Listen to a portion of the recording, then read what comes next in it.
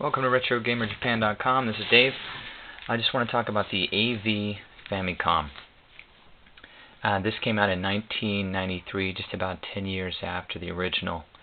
And it does pretty much exactly the same thing as the original does, which is play Famicom cards. So as far as functionality goes, there's not a big difference. Game goes in the slot in the top. And it's got two controllers. It's got the port here, the same port that's in the original. So there's no huge advancements as far as functionality, but with the AV, it addressed two issues. Well, just slight problems with the original, which are how do we plug it into the TV?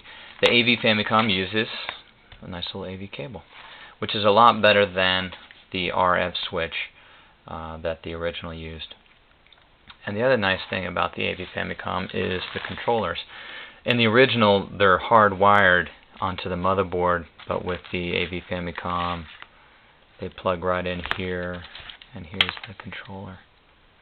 And as far as and also one other thing is the cord is also a lot longer with the AV Famicom, and it plugs into the front.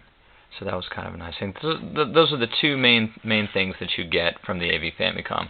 You get cords or controllers that plug in the front. The cords are longer, and you get the AV cables that connect to the newer TVs, at least newer for 1993.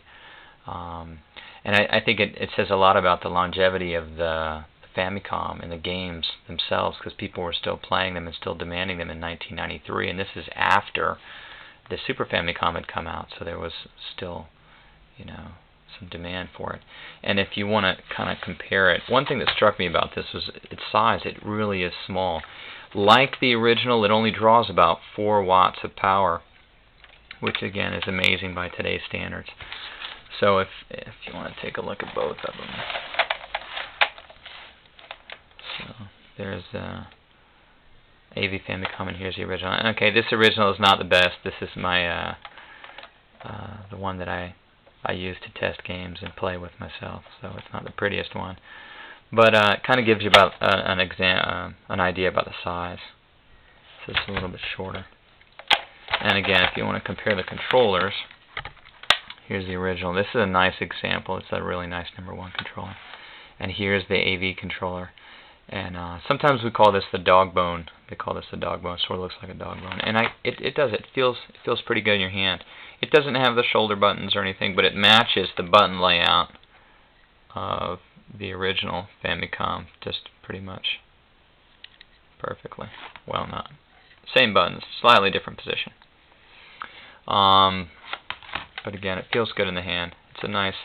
So I think the AV Famicom overall is a really nice. If you're a gamer, you love to play, this is a great little machine.